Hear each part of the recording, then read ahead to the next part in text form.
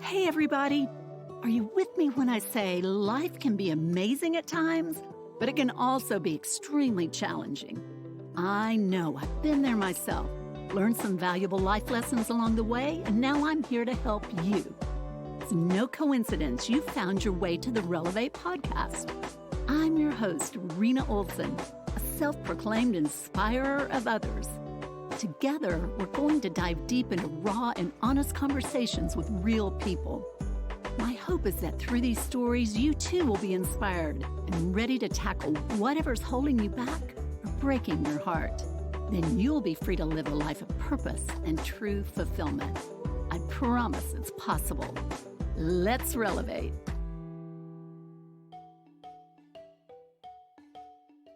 Hey everyone, this is Rena Olson, your host of the Relevate podcast, here with another episode to inspire and challenge you. I hear people say, oh, there's starving children in Africa. Mm-hmm. Well, I was with them. And, I had to do something. That is my friend, Mary Ann Taylor. Mary Ann and her husband, Dave, sold everything they had, left their 3 adult children, and moved to the other side of the world to serve as missionaries in Karansi, Tanzania.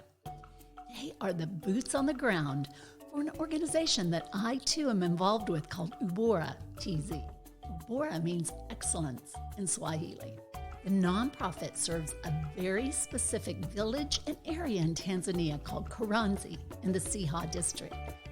Not too long ago, disease and drought had almost devastated the tiny village in the shadow of Mount Kilimanjaro. But then a young pastor by the name of Wariaeli had a great vision for his village that included taking care of the many outcast widows, educating the children, creating economic prosperity for his village. To accomplish his vision for his community, he knew he needed outside assistance. Help came in the form of a cross-continental partnership now 20 years in the making that started with a large church in Metro Atlanta, Perimeter Church.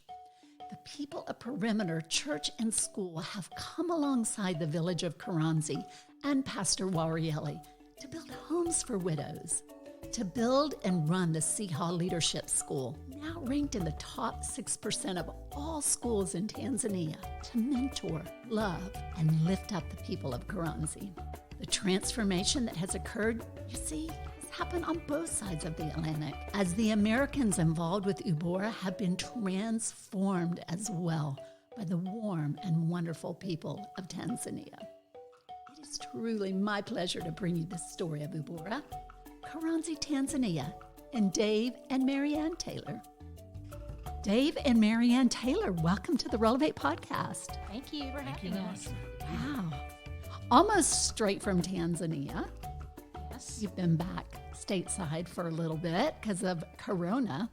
Pretty amazing. And I just feel so lucky that we have a chance to do this interview face-to-face, because you're the second one I've done down here since Corona hit, and it's just so much better to be face-to-face with people to have these stories. So I thank y'all for being here in Atlanta, and for traveling over to the studio and having a chat to share your story. To me, it's really so hopeful and so inspirational, and I can't wait to get a firsthand account of what it's like to be in Karansi and the people of that area, because from what I see and hear, it's just, there's no place on earth like it. Okay, well, let's start with a little bit about each of you, just sharing a little bit about your story. Who wants to go first? I'll go first. I grew up as a military brat, so I've lived all over the world, cross-culturally. I did not become a believer till way later in life. And I have 3 children, a boy and 2 girls. We just became grandparents, so we're really excited about that. We've been grandparents for about a year. Our grandson is in Wiesbaden, Germany. It would be that we are here and they are there. That is a little frustrating. Technology is amazing. We just talked to him this morning before we came over. And Dave, what about you? Born in Canton, Ohio. Youngest of 4 kids. I have 3 older sisters. The only boy, huh? Yeah, I was. Did they dote on you? They did, didn't they? Until I was about 2 or 3, and then they turned on me viciously. I may have grown up in the most normal household in America. Mm-hmm. I mean, had loving parents, There wasn't a lot of fighting. They were married 65 years. Wow. My sisters and I, we still get along to this day. Family's very close-knit. Parents, they just guided us kids really well, provided for us. Like I said, just a real ordinary, boring in a good way, normal, happy lifetime growing up, childhood. What a blessing that is, though, because you hear of so many people who don't come from a loving, stable family, and that can just wreak havoc on a person's life. The only drawback is it leaves me with absolutely no excuse for any dysfunction in my life. I own it all. That is awesome. That is so. How did the two of you meet? We met in Dayton, Ohio, at a restaurant.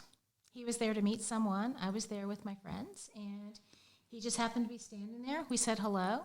That was it. He came the next week. We said hello. We sat outside at a fire pit for the rest of the night and talked and got to know each other. And by the end of the night, I knew he was the one I was going to marry. No way. He didn't ask me for my phone number, so that was going to be Dave. difficult. But after that, we just started dating, and here we are. Wow. We all rode over in one car, and they would drop me off at my car, and I was leaving to go home, and one of her girlfriends yelled out, like, "Hey, don't you want her phone number?" And I'm ready. And I just, just nonchalantly just kind of looked over my shoulder and was like, "No." Closed the door and got in my car and went home. No and then way. she said to her girlfriends, I'm going to marry that guy. And my girlfriend goes, he doesn't even want your phone number. So here we are. What can I say? Funny how God works. It is. Works through all that. So when y'all first got together, what was kind of the vision for your life as a couple?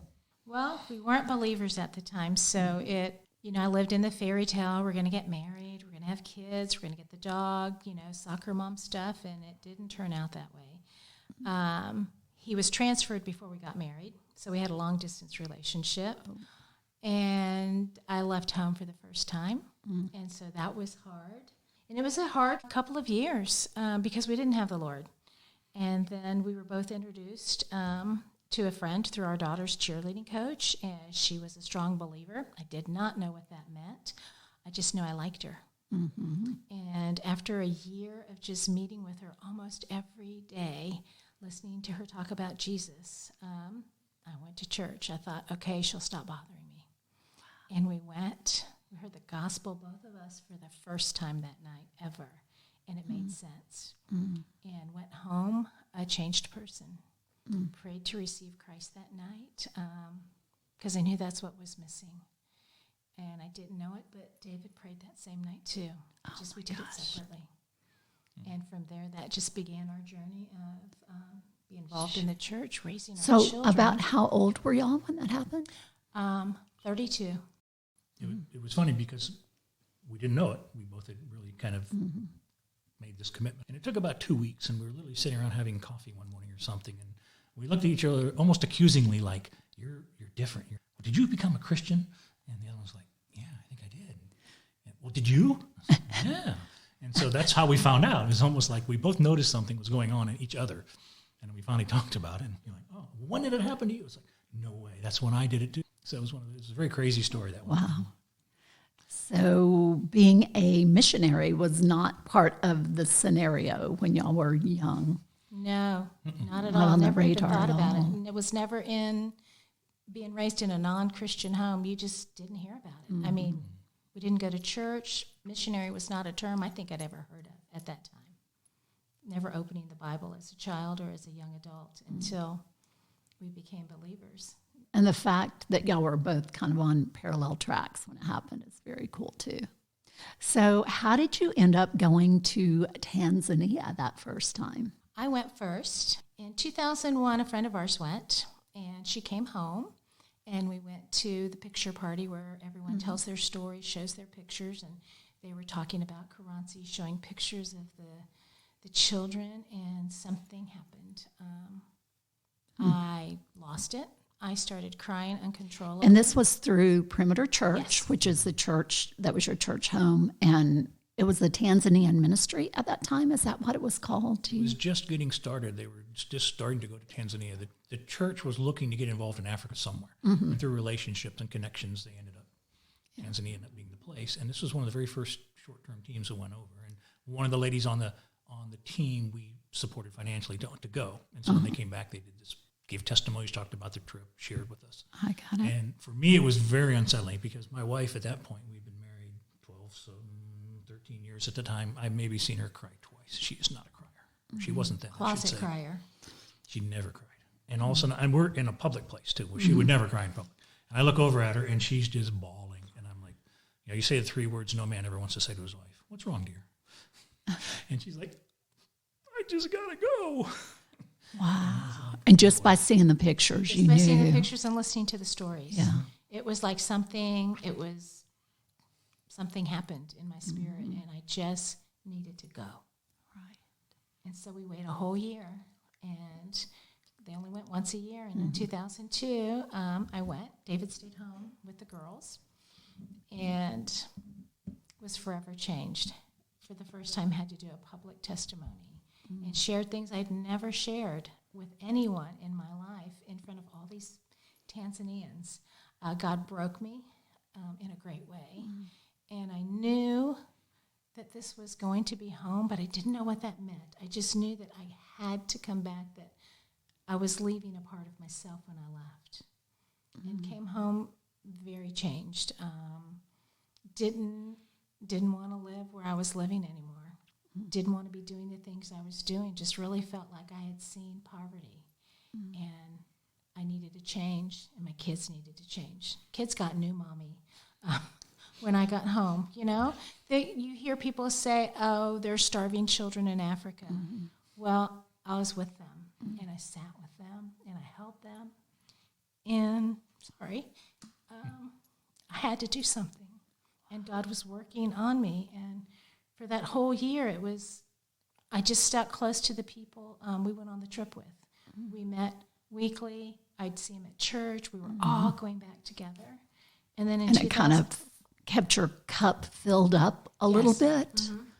Just because y'all having had that connection. shared experience. I mean, everyone on that trip came back changed.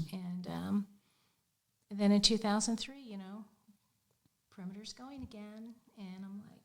And she can be very convincing, Mrs. Taylor. And so she let me know when she came back in 2002 that in no uncertain terms, I was going with her the next year. And, and like I said, the kids and I saw this change in her. Yeah. And, and some of it, it's like when we were still fairly young in our faith even at that point. And so a lot of it was like she said, I have seen starving children, I've held them, and you kids have too much, and we don't need all this stuff, and blah, blah, blah, blah, blah. And she's processing, but part of her, and it was funny because... And your kids were teenagers at the time? 2003. Michael was already on his own, Jack. Yeah, our oldest had already left to the military. Jackie was on her way out. And then Paige was in elementary school. So she's the one who saw it the most. Yeah. But the girls, I remember one day coming up to me after several weeks after she'd been back, and they're like, Dad, when's Mom going to get back to normal? Never. Basically, my first response was like, just be patient. It's okay. Yeah. And it was odd to me, too, because I didn't go with her. Right. I had experienced none of this. And like her, I can't ever say to that point I had ever had any idea at all of missions, of me being involved in, even as, once I became a Christian. Because you were a corporate guy, right? Corporate guy. My job's to provide, and, we, just building a family and building a life, and we'd moved, some years back and bought the house that we thought was the house of our dreams and all those things. And so the idea of just completely going another direction wasn't on my radar. Yeah. I wasn't interested, to be honest. How could we leave all of this stuff behind? Well, I could. They weren't ready. Yeah. And then in 2003, we went again, mostly with the same people who I went with in 2002. And it was just over that trip. Every night, we'd sit around the table, all of us at dinner, and we had a pair of sunglasses because everyone cries because it's so heart-wrenching to be there. And you put your sunglasses on if you're going to cry. And it was Dave's turn to share, and we were sitting opposite sides of the table. And he went to put his sunglasses on because he was getting very emotional. And we just looked at each other, and our eyes locked, and I knew. Yeah, we just knew at that point that this was something big. And we went back that night and talked, and it's just like, I really feel God calling us here. And so we kept going and kept going and kept going. Meaning each summer you would go. Each summer, and Usually sometimes summer. we would go twice a year. Yeah, you usually went once a year because she was working in a school. She only had the summers off, but I had the freedom to go a couple times a year, a few years. And it was interesting because we can talk about it looking back now. Her calling was to like move there and live there, and my calling was like, well, I'll get involved in it and come over from time. I enjoyed that. But in 2004, so like the next year, I was there without her. I was doing some pastor training. We were on a bad road. In fact, it wasn't a road. It was out in the remote area, very rural. I mean, it was a footpath. We were just following this footpath to this place we were going. And it's a rough road, and it had been just kind of a rough trip. It was just myself and one other guy from here. I remember, like, as we're driving along, all of a sudden I had this experience of like, man, it's really hard living here. And yet at the same time, for me as a man, there was something about Tanzania, something about Africa that resonated with me. It's wild, it's free, but there's no safety net. But as a man, it's like, could you make it here? Could I survive? Could I live here? This is not America. It's not cushy. Yeah. And it just came upon me, this feeling of like, this would be really hard to live here. It would be hard. And but for me, that's when I really felt like God saying, but you're going to come here and live, buddy.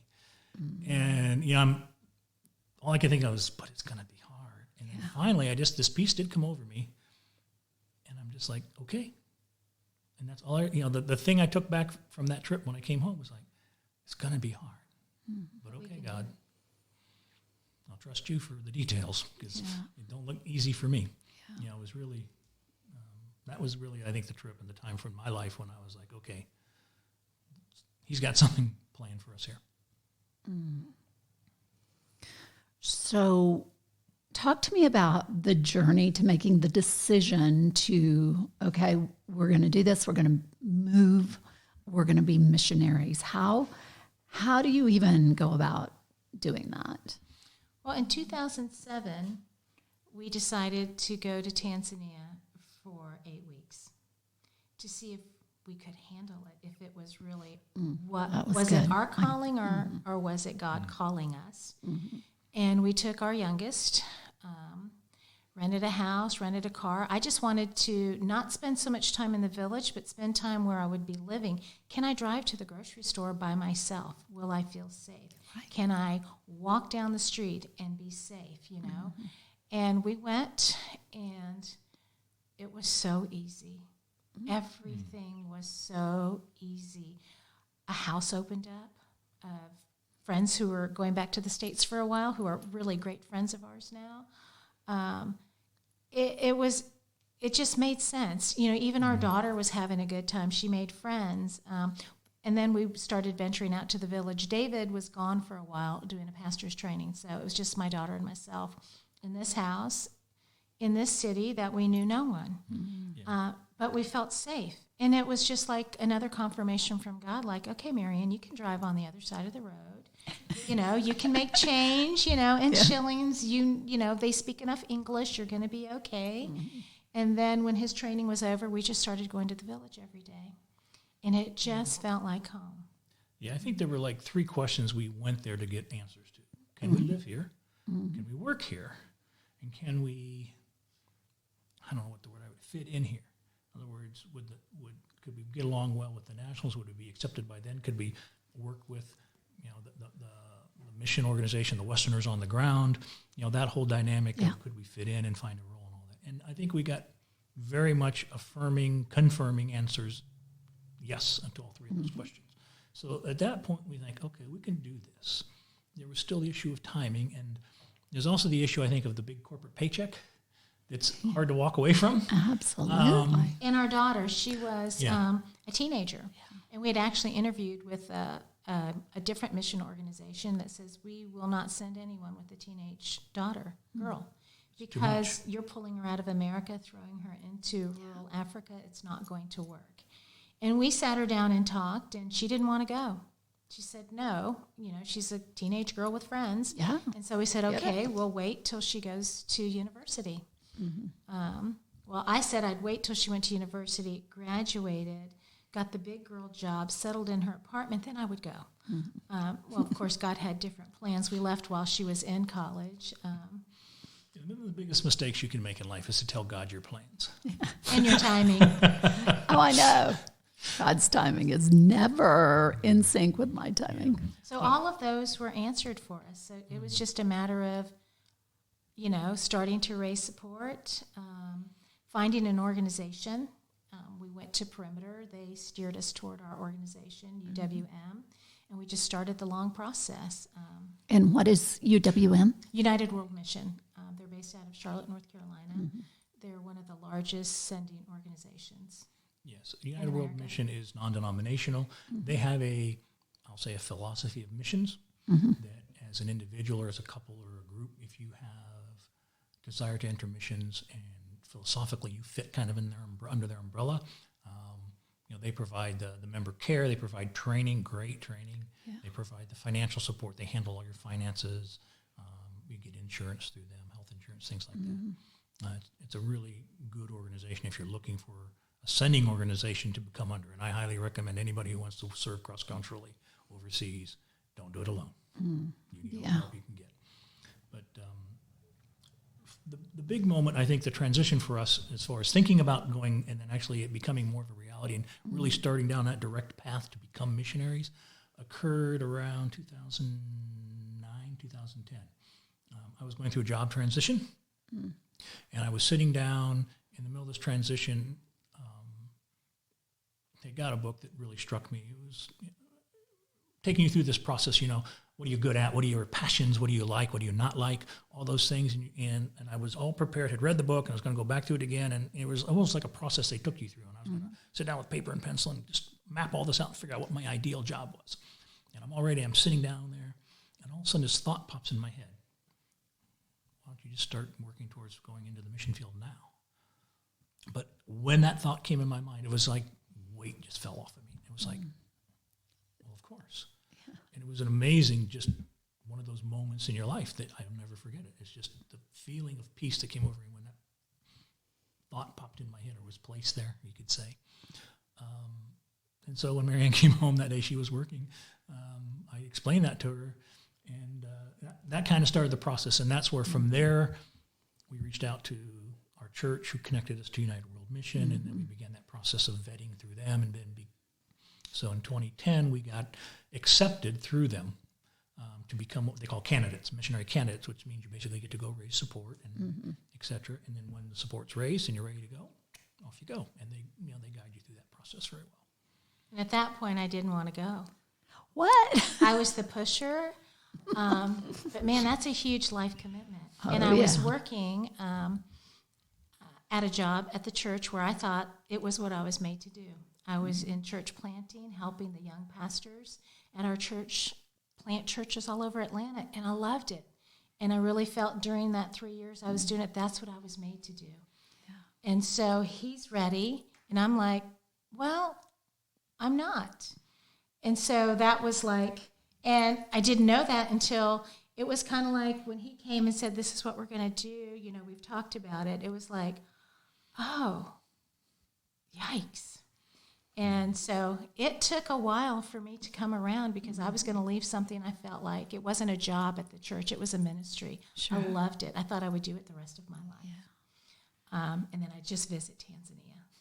So that just, it was just one of those, So y'all had role? We flipped. Role reversal.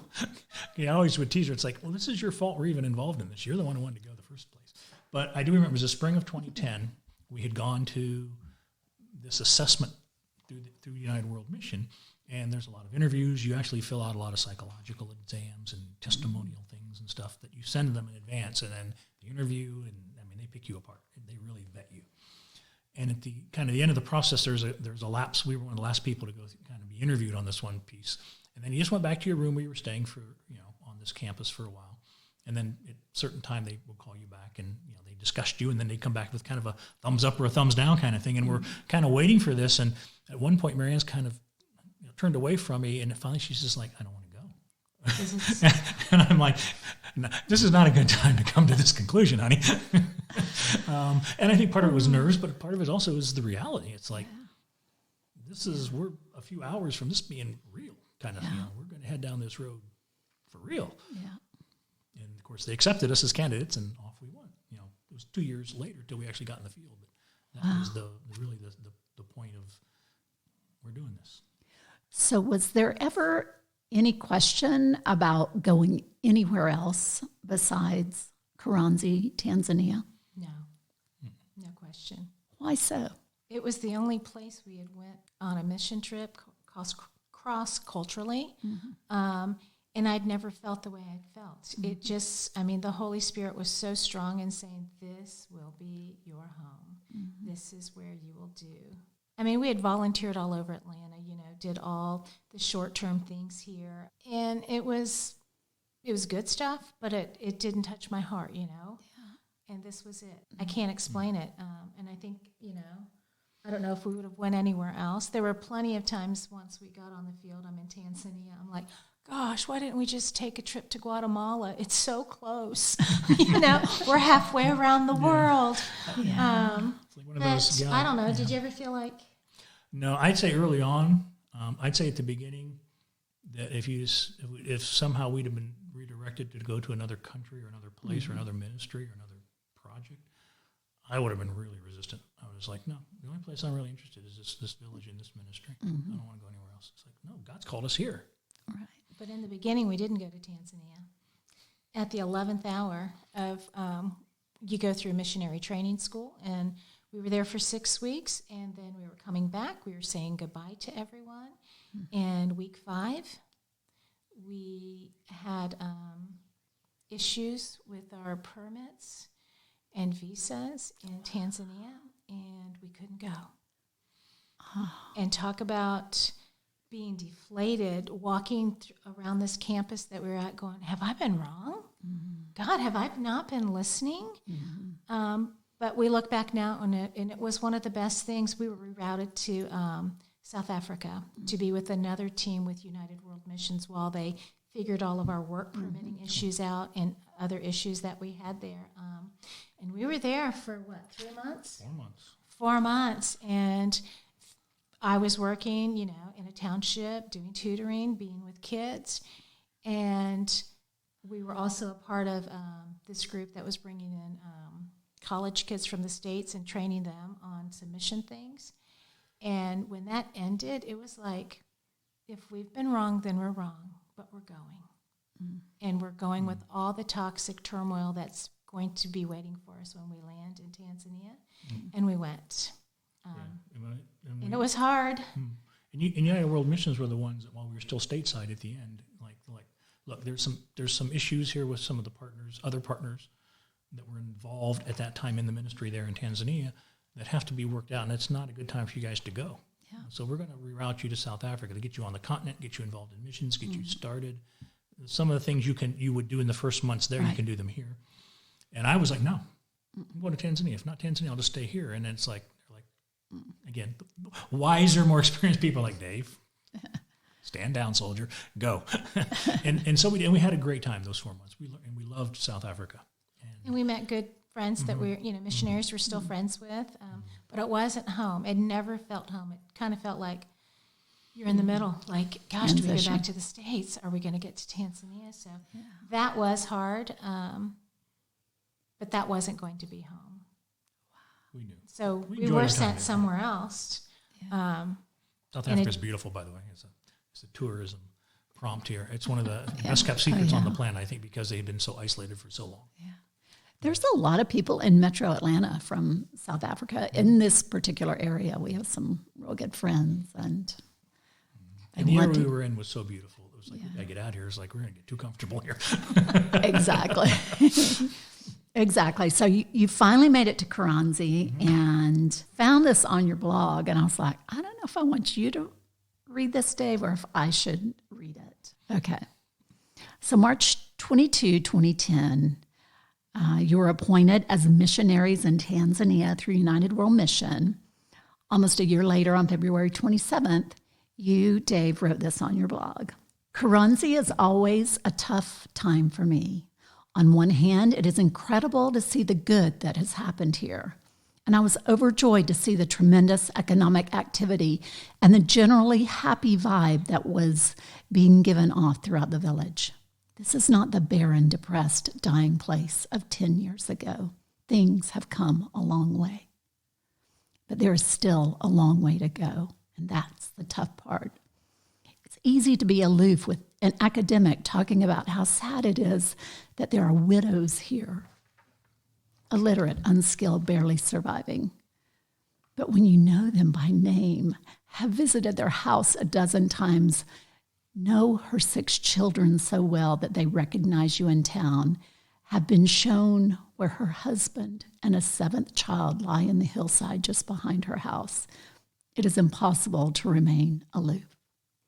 When I think back to that first time I met her and looked into her eyes and saw, for the first time in my life, abject hopelessness, it is impossible to remain aloof.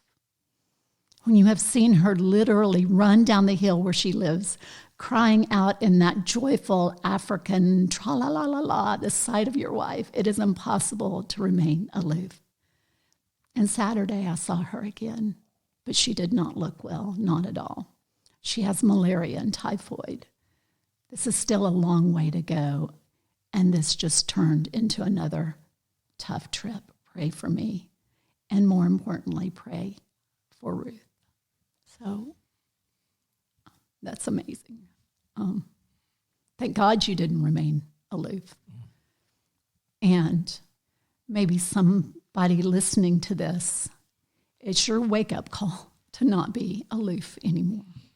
We've been aloof too long, just comfortable and happy with the status quo. I mean, there's people hurting and dying that need people to stand up and be brave and do what y'all did. I mean, I'm just, wow.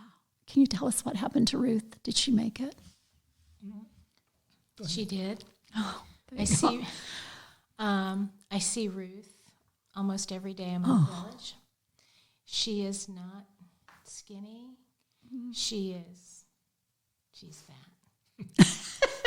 And which happy, is a good thing. which is a good thing over there. She's got enough to eat.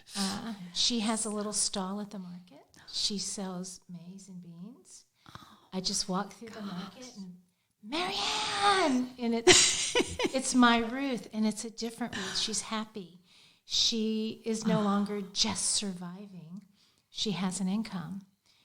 She has 6 grandchildren now. They're all doing well, and it's through Pastor Wariaeli and his church and the vision of Ubora that has come alongside.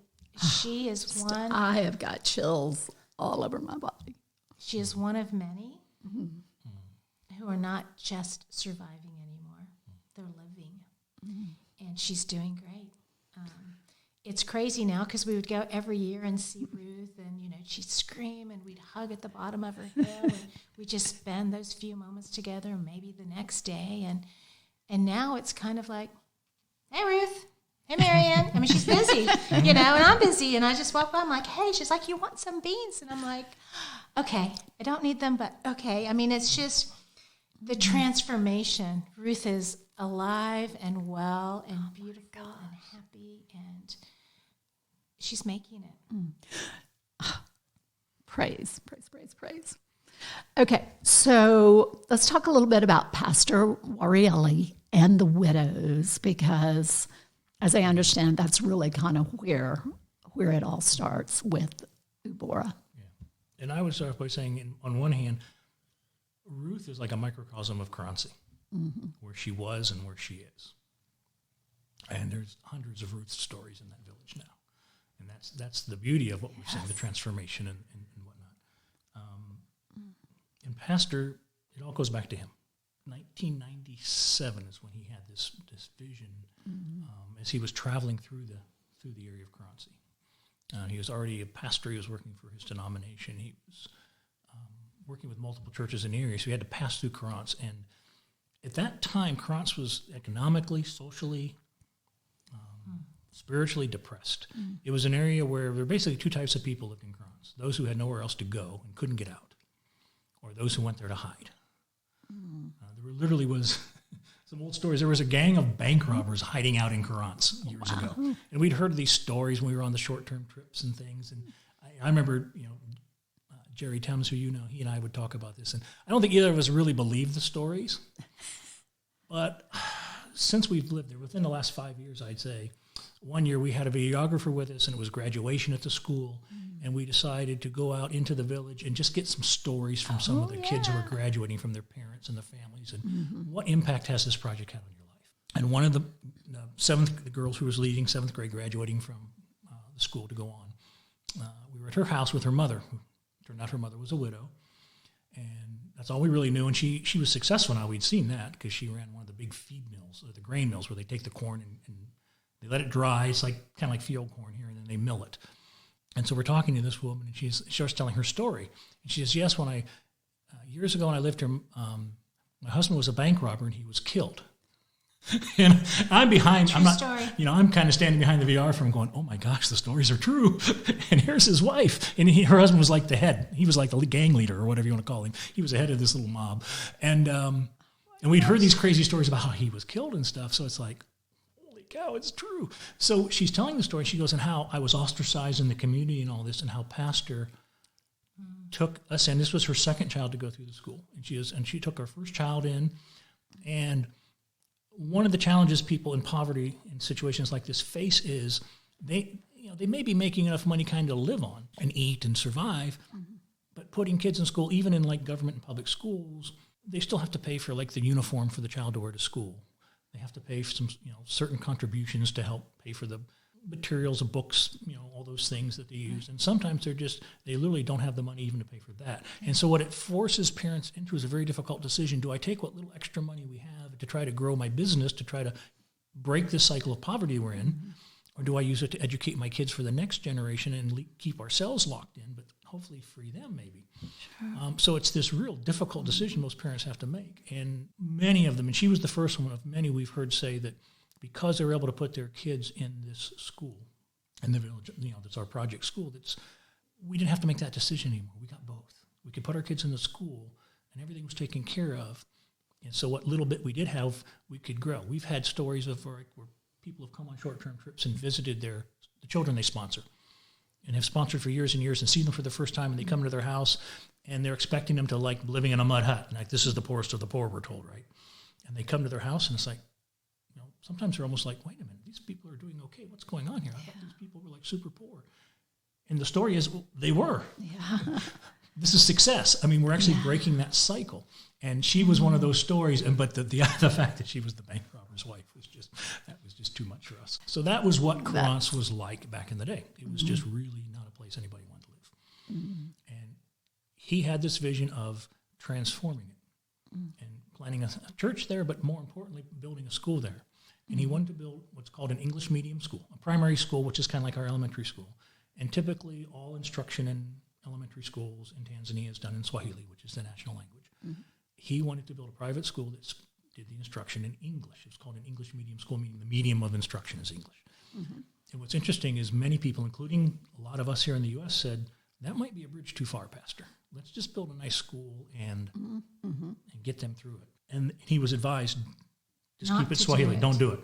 He ignored everybody and without telling anybody, registered the school as an English medium school, which once you do that, there's no turning back. And the second thing was, because of these kids, upbringing and things, if half of them come out of that or have the grades to go on to like the next level, what they call secondary school, kind of high school for us, that would be success. 50% was our goal. And today, as we sit here today in 2020, every single kid has gone through that school, has gone on to secondary school. So that's some of the vision. The word I would use to describe Pastor, I think, is faithful. God gave him this vision years ago, and he has remained humble and faithful to that calling and to that vision. It's been, for me, a real privilege and a joy to work alongside him. We've become close. So do you speak Swahili? I do. Wow. And what about you? Sort of. Because my primary role there is, it's the foundational teaching of the youngest children we bring in, and it's all in English. So I teach English. Nice. So that's my excuse. I'm not as good a student as David is. So let's talk a little bit about your respective roles since you've been there. If you want to start, Miriam. Mine have changed. I went there to do discipleship. I love discipleship. I love teaching women the Bible. And so we get there, and that's not an option at the beginning because there's just too much other things going on. Mm-hmm. So they just throw us into the role of being the bicultural bridge between SHEFO and Ubora. So we're in between because we're on the ground. Mm-hmm. And so I have been part-time accountant, full-time social worker. I have done discipleship, which is where my heart is. And then a few years ago, Pastor Wariaeli said, hey, can you run the preschool? And I was like, no experience. My experience is fourth graders. And he said, well, pray about it. I did. Came back the next day, and that's where my heart is. I've been doing the preschool there for the last 4 years. And so that's my role.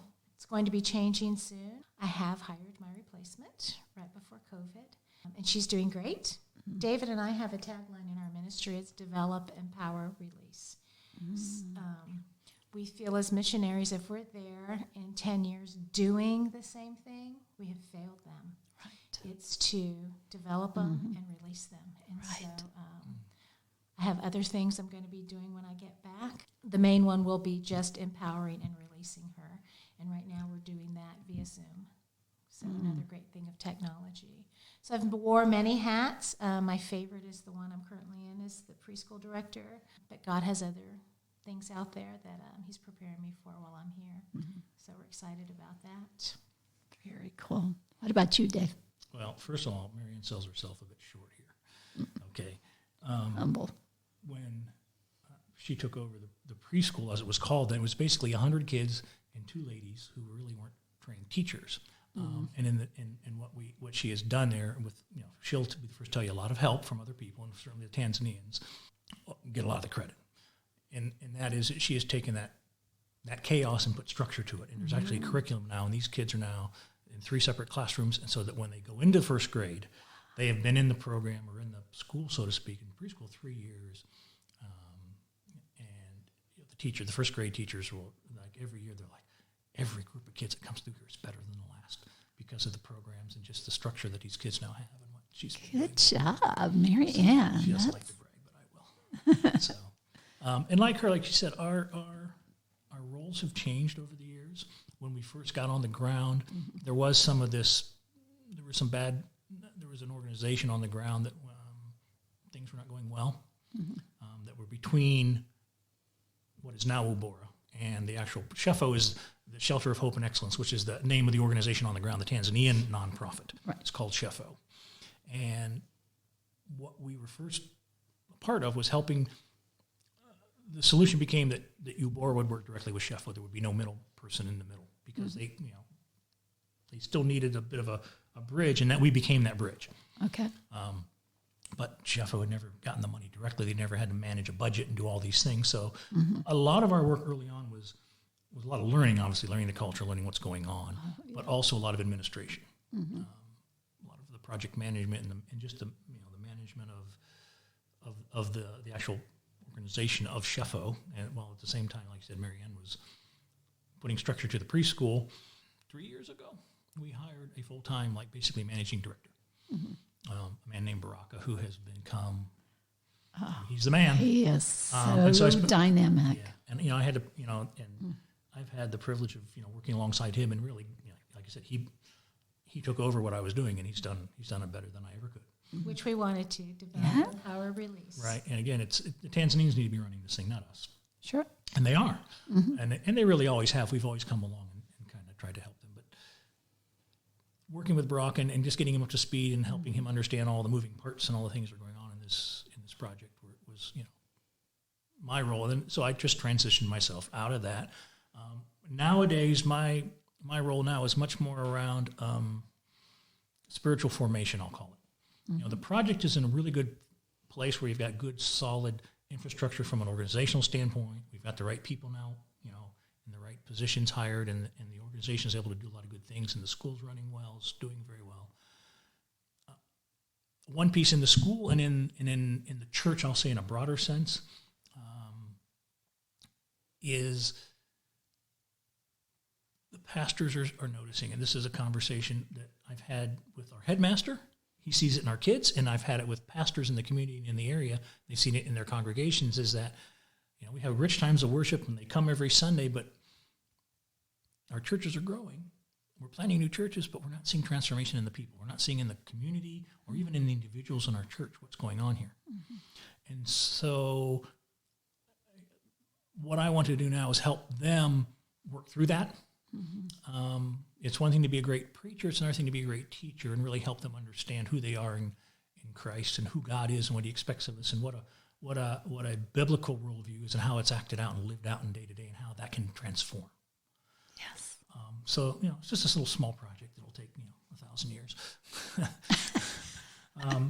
Which also was, I also heard a missionary once said that if your vision can be accomplished in your lifetime, it's too small. Oh, there you go. So I'm really excited about this. It's a whole new area, a whole new direction, so to speak. So I'm able to let go of all the administrative stuff because we have competent Tanzanians running the show now and focus on this. So it's pastor training and coming alongside them again where they are. And to be honest, until this year, I didn't feel qualified to be a part of something like that to begin with. I hadn't been there long enough. I didn't know them well enough. I didn't understand their challenges. Mm-hmm. How does an African mind think? It's very different from a Western mind. Sure. How they see the world, how they read their Bible is different. So it's not something you can just walk off the airplane, so to speak, and jump into. Right. And actually, I was getting in trouble both here and over in Tanzania with Pastor Wariaeli because up until, like I said, like the last year, I wasn't ready. Mm. I didn't think, you can do more harm than good if you're not ready. And pastors, he's a let's go. Mm. He's a doer. And so he's like, Dave, you're a slacker. Let's get this done. I'm like, Pastor, I don't want to screw this up. This is important. Yeah. And so this past year when we've really kind of, something, like I said, God just kind of made me aware. God's like, all right, Dave, you can keep learning, you can keep getting better at this, but you've got enough. Let's get going. Some point you got. God's constantly kind of pushing me off the couch, so to speak. I wouldn't leave the corporate world until he pushed me out. I wouldn't get really involved in this until he pushed me out. And for me, it's kind of been a rejuvenating thing for me. Let's face it, administration is not glamorous and it's not necessarily sexy or fun. But it's necessary, and I'm necessary. The organization where it's able to do now because of some of the contributions there and I have made. I'm very satisfied to be able to look back at that and say we had a part in that, and I'm glad that, like an adult child, we have a relationship, but you don't need me like you did when you were 6, and that's really a beautiful thing we've seen come out of that. So for me right now, it's this spiritual development. What kind of a child do we want to come out of the other end of this project? When they come in on one end, what do we want to impart or invest in these kids all the way through, not just academically to help them break the cycle of poverty, but also what kind of a person do we want to create at the end? Right. And so the spiritual component and just the kind of shape their worldview so they can think and act ethically and morally as well. Right. So I've heard that before all of this started happening in Karansi that the children, only a handful had ever graduated from what was university? Well, no. It's a British system. Mm-hmm. Okay, it was a British protectorate or British colony back in the day. Yeah. And so when you finish what they call primary school, which is 7th grade, there's a national exam. If you fail the exam, so to speak, you do not get to go on to secondary school to the next level. To middle school. Yeah, to middle school and high school. And then there's a secondary school is 4 years. Mm-hmm. At the end of the 4 years, you take another exam. Depending on how you do determines your options going forward. If you don't score well enough, you can't go to university. There's a 2-year in between that even, where they take 2 years more specialized schooling. It's kind of like the last 2 years of high school, like the year of high school, maybe the year of junior college kind of thing. And again, at the end of that, you take another exam, which determines if you can go to university. And anywhere along the way, you can stumble and fall out. Right. And the problem was because of this area, and the school was so under-resourced, the government school in the community, that like I think 3 kids in like the last 5 years prior to this, this whole thing getting rolling. In 5 years, 3 kids actually passed the exam to go from 7th grade to 8th grade, basically. Oh my gosh. And those 3 didn't have the money. And so no one was coming out of this village. I mean, you talk about like a vacuum of, or like a black hole of poverty. The people who lived there were just being sucked into it, and nobody was coming out. Yeah. Through Ubora and SHEFO, the school was established, the English medium school, and the kids started doing well. And we now have college graduates, not only Form 1 graduates, but kids who've made it all the way through college. Can you help me understand? I know some of the names. Just share a story of one of our college graduates. Faraj is a young man who just graduated university. First in all of these families. I mean, there had never been a university graduate come out of Karansi, I believe, until the SHEFO school. So that is a big deal. So like we said, we're like 3 kids in 5 years actually passed the exam to go to like 8th grade. That's what I'm saying now, that the SHEFO, the Sea Leadership Academy, which is the name of the school that we've established there, every kid has passed that exam to go on to 8th grade. So, and like I said, when Marianne and I went the first time together in 2003, when we were in the village together, they dedicated the first building of the school, which was basically one building with 2 classrooms. And so he was one of that first class. And in November of last year, we have graduation every year for our 7th grade class. And Faraj and 3 or 4 of the other young people came back who are part of. There were 9 kids who graduated university last year, and 5 of them came to the graduation. And Faraj spoke to the kids. And in fact, awesome. He said, "Well, for a plug for our blog," but on the blog, I actually published his speech.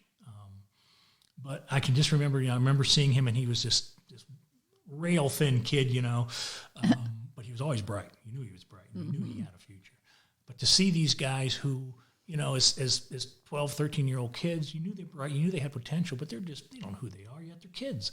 And now to see them 9 years later, young men, young ladies, confidence in themselves, and for him to stand up there and give this speech in front of, the community, because, it was a big turnout for the graduation, and, having known the road he took and how many places along the way he could have stumbled, and how he had to fight through. One of the schools he attended was not a particularly good school academically, and he pretty much, if he didn't want it, it wouldn't have happened. I mean, he had to basically teach himself for 2 years to get through so he could pass the exam to move on to university. And so, like I said, knowing that the challenge it is, how hard it can be for some of these kids, and to see him standing there all confident and young adult now, and he's basically talking to those kids in graduating 7th grade, saying, "Look, we've actually hired him as a consultant to work on our webpage." Yeah, he's developing the webpage for the school. No way. For SHEFO, yeah. I should say he graduated with a degree in computer science. So he's working on that, and of course also him and another one of those guys that graduated that same year, who also has a background or a degree in computer science, are working on the computer lab at the school, and some other projects around IT and technology and things for the project. So it's kind of fun to see that come full circle as well. Marianne can tell you a story about one of her teachers in her preschool who was a student at the school, who's now a teacher at the school. So he's come full 2 circle. of them have. Oh, that's right. Started out in kindergarten, went all the way through to Form 4, decided to go to teachers college. They wanted to be teachers. Got their certificates, came back, interviewed. I had positions, and I hired them. This is full circle. That was an exciting moment, and that's just what, Ubora's influence and, contribution, SHEFO. I mean, we now have what they say in Tanzania, our product is back. Those are just the cool stories that, people don't hear about. You went to kindergarten, and now you're a teacher in a rural village. Wow. Because you want to. Yeah. And I love the whole heartbeat of the ministry. It's coming alongside the people of Karansi, and it's kind of like an amazing mentorship model, right? And there's funding that's part of that, but it's all towards getting them to be transformed and sustainable, right? Right. And there's just there's so much opportunity for hands-on involvement here to serve, to love, to give, and for you guys to be able to see firsthand the fruits of, that groundswell of support from this country and this pouring into the people. It's got to be really quite amazing to see.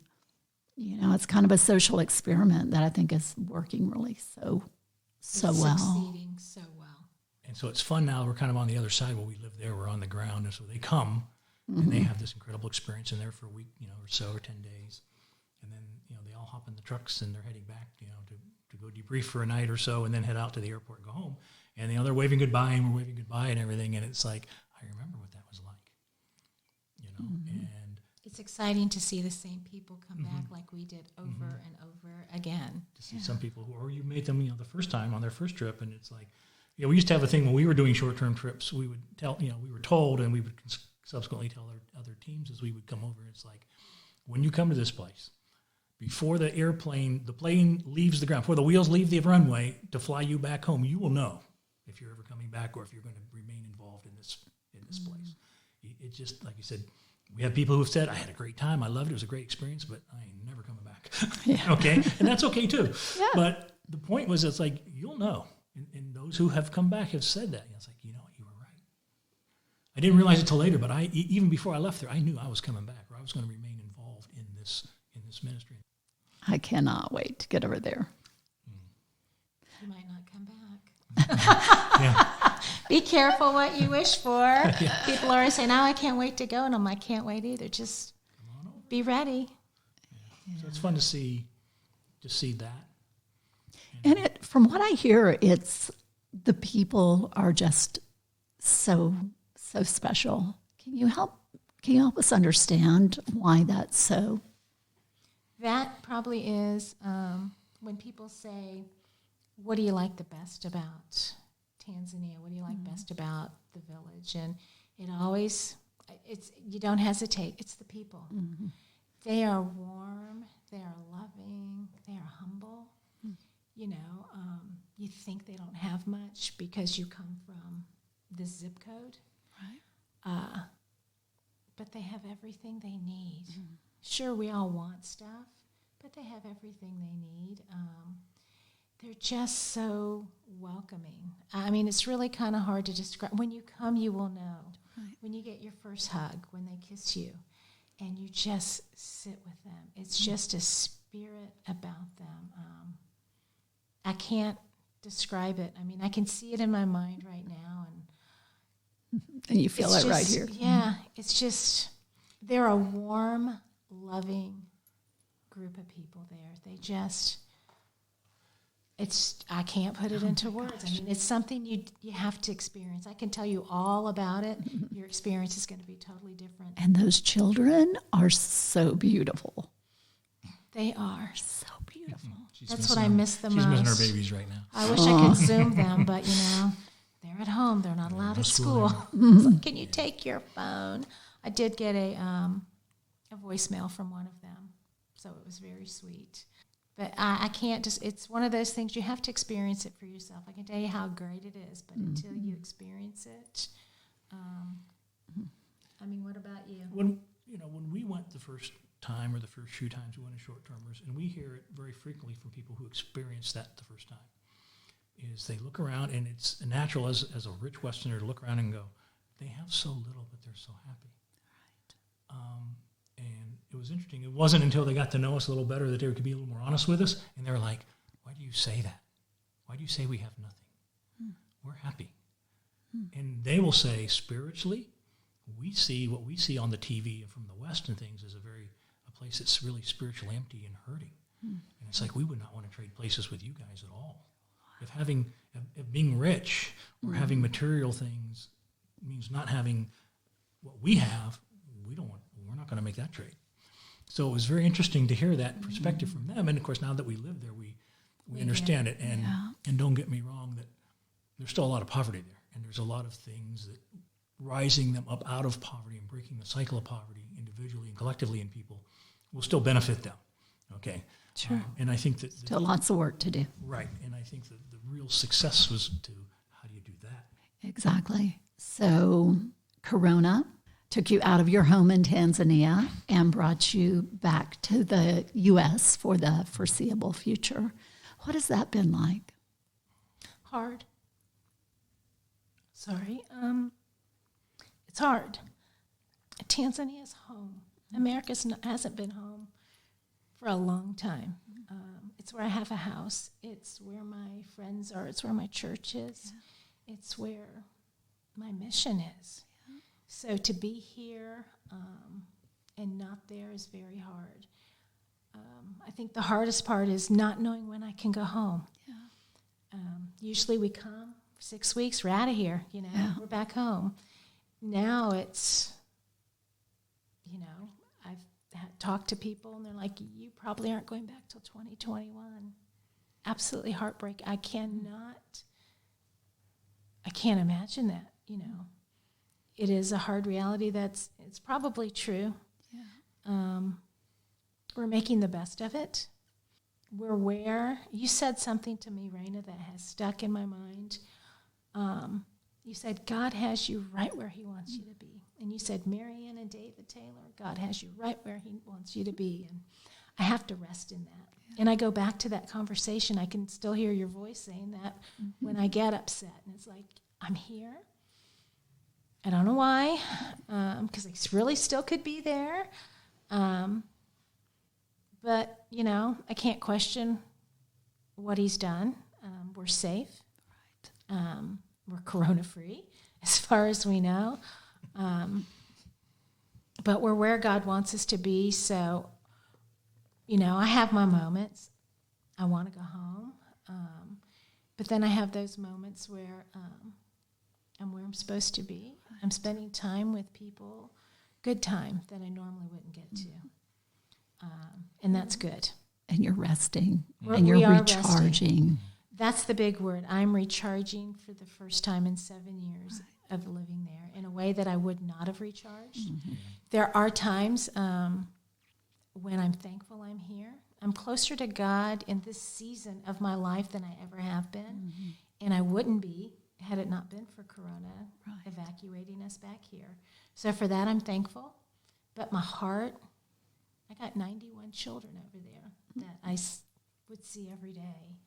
And I can't, but I have to keep going. I'm where God wants me to be. Right. So be content in that, because I will get to go home one day. Yeah. And boy, would that be a celebration. Mm-hmm. But also, I think we're both kind of coming to the point where it's like, well, we're here, and God's got us here for a reason. So it's incumbent on us, and if we're going to be faithful, back to that word, then, okay, God, show me why we're here, and what you want to do with us in this time while we're here. Mm-hmm. How can we redeem the time? And for me, it works because what's worked is I've got time to write now. Our sister has a place for us to stay in for a while that's pretty remote. We're going to be on our own, and it'll be a great place for me to really get some concentrated work done. Mm-hmm. And at the same time, while we're here, we are in, there are blessings that come from being back in the States. I mean, this was our home for many years. We're still Americans. We still have family here and friends. Mm-hmm. And just yesterday afternoon, our daughter lives in Midtown. We got to go spend the afternoon with her. So you were thankful for those little blessings when they come as well. So it's all good, but it's just, it's hard. Yeah.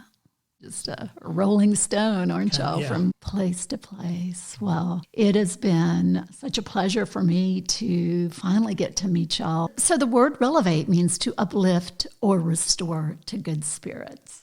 So in the work you do in the framework of this conversation, what closing words do you have for my listeners? Go. Take that leap of faith. People are afraid. Africa sounds scary and crazy. We hope through this conversation that you have been touched and motivated and uplifted in a different spirit. You don't have to go. There are things that you can do here. But, we are where we are today because we went. We didn't want to go. I wanted to go. He didn't want to go. We were obedient to the Spirit. Just go. We just tell people, what advice can you give us? Go. What I would encourage people to do is go figure out where you fit in and where you're going to be used to do these things we just talked about, to create shalom. Or go somewhere else. Get involved in things. Keep getting involved in things until you find the one that really resonates with you and say, this is what I was made. And giving of yourself. Mm-hmm. Absolutely. Giving of yourself. So much more in return. Giving yourself away is the most rewarding thing I've ever done in my life. Right. Well, that's what Christ calls us to do, and make disciples of all nations. Doesn't mean you have to go out of Atlanta, but go somewhere. Mm-hmm. You know, there's hurting people all over the world. There's hurting people here. Right. And for me, it really boils down to love God, love people. Absolutely. Mm-hmm. Right? If we all got those two things correct, love God, love people, and you guys are doing that, and you're doing it so well. So thank you for going and serving and being obedient and spreading the shalom. It is a blessing to know you and call you my friends. Thank you. Take care, you guys. Be safe. So what is the call that God has on your heart? To leave everything and serve as missionaries in Africa, as Dave and Marianne have, is awe-inspiring to me. But we are not all called to the same thing. As is the case with Ubora, there are ample opportunities to serve in a number of ways. You can travel on a mission trip to Tanzania. You can sponsor a child for just $43 a month. You can mentor a young Tanzanian virtually using Zoom. Or you can give of your heart in so many ways, and in doing so, you too will be transformed. To learn more about how you can get involved, I encourage you to visit their website, UboraTZ.org. Thank you to Dave and Mary Ann for their tireless service on behalf of Ubora, SHEFO, and the people of Karansi, and for being my guest on the Relevate podcast. Volunteering, giving, and serving has a radical way of changing our hearts. Relevate listeners, let's be those people known for how we love and serve. I'm Rena Olson, and this is Relevate. I greet you in the name of Jesus, Madam Marianne, and I miss you very much, and I can't wait to see you. God will protect you. You will not be with corona disease because God is with you. It's okay. Corona disease will be over when God says corona is over. So don't be afraid. God loves you. God is with you morning, afternoon, night. God is with you. I say, I love you very much. God bless you. I love you. Mwah.